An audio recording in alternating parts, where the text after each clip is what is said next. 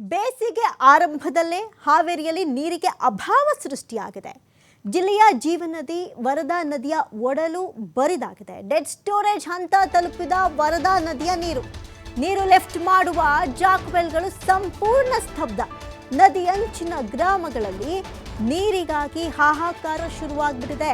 ವರದಾ ನದಿ ಅಚ್ಚುಕಟ್ಟು ಪ್ರದೇಶಗಳ ರೈತರಿಗೆ ಸಹಜವಾಗಿ ಆತಂಕ ಎದುರಾಗಿದೆ. ಯಾಕಂತ ಹೇಳಿದ್ರೆ ಬೇಸಿಗೆ ಆರಂಭದಲ್ಲೇ ಈ ರೀತಿಯಾದಂಥ ಸಿಚುವೇಶನ್ ಕ್ರಿಯೇಟ್ ಆದರೆ ಬೇಸಿಗೆ ಮುಗಿಯುವಷ್ಟರಲ್ಲಿ ಪರಿಸ್ಥಿತಿ ನೇಗಾಗಿರಬೇಡ.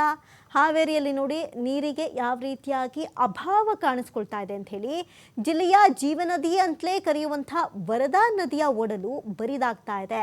ಡೆಡ್ ಸ್ಟೋರೇಜ್ ಹಂತಕ್ಕೆ ತಲುಪಿಟ್ಟಿದೆ ವರದಾ ನದಿಯ ನೀರು. ಇದರಿಂದಾಗಿ ನೀರು ಲಿಫ್ಟ್ ಮಾಡುವ ಜಾಕ್ವೆಲ್ಗಳೇ ಸಂಪೂರ್ಣ ಸ್ತಬ್ಧವಾಗಿಬಿಟ್ಟಿದೆ. ನದಿ ಅಂಚಿನ ಗ್ರಾಮಗಳಲ್ಲಿ ನೀರಿಗಾಗಿ ಹಾಹಾಕಾರ ಶುರುವಾಗ್ಬಿಟ್ಟಿದೆ. ಈಗಷ್ಟೇ ಮಾರ್ಚ್ ಇನ್ನೂ ಮುಗಿತಾ ಇದೆ, ಇನ್ನು ಏಪ್ರಿಲ್ ಇದೆ, ಮೇ ಇದೆ. ಇಷ್ಟರಲ್ಲಿ ಪರಿಸ್ಥಿತಿ ಇನ್ನೆಷ್ಟು ಬಿಗಡಾಯಿಸ್ಬೇಡ ಅಂತ ಹೇಳಿ ಅಲ್ಲಿನ ಜನ ಈಗಾಗಲೇ ಸಹಜವಾಗಿ ಆತಂಕಕ್ಕೆ ಒಳಗಾಗ್ಬಿಟ್ಟಿದ್ದಾರೆ. ವರದಾ ನದಿ ಅಚ್ಚುಕಟ್ಟು ಪ್ರದೇಶಗಳ ರೈತರಿಗೆ ಸಹಜವಾಗಿ ಆತಂಕ ಈಗ ಇರುವಂಥದ್ದು. ಮುಂದೆ ಹೇಗೆ ಪರಿಸ್ಥಿತಿ, ಬೆಳೆಗಳನ್ನು ಹೇಗೆ ಬೆಳೆಯೋದು, ಜೊತೆಗೆ ಬಹಳಷ್ಟು ಅವಶ್ಯಕ ಇರುವಂಥ ನದಿಯ ಪರಿಸ್ಥಿತಿ ಹಿಂಗಾಗ್ಬಿಟ್ರೆ ಮುಂದಿನ ಜೀವನ ಹೆಂಗಿರಬೇಡ ಅನ್ನುವಂಥ ಒಂದು ಭಯ ಕಾಡ್ತಾ ಇದೆ. ಡೆಡ್ ಸ್ಟೋರೇಜ್ ಹಂತ ತಲುಪಿಟ್ಟಿದೆ ವರದಾ ನದಿಯ ನೀರು ಲಿಫ್ಟ್ ಮಾಡುವ ಜಾಕ್ವೆಲ್ಗಳು ಕೂಡ ಸಂಪೂರ್ಣ ಸ್ತಬ್ಧ ಆಗ್ಬಿಟ್ಟಿದೆ. ನದಿ ಅಂಚಿನ ಗ್ರಾಮಗಳಲ್ಲಿ ನೀರಿಗಾಗಿ ಈಗಾಗಲೇ ಹಾಹಾಕಾರ ಶುರುವಾಗ್ಬಿಟ್ಟಿದೆ. ವರದಾ ನದಿ ಅಚ್ಚುಕಟ್ಟು ಪ್ರದೇಶಗಳ ರೈತರಿಗೆ ಸಹಜವಾಗಿದೀಗ ಆತಂಕ ಮನೆ ಮಾಡಿದೆ.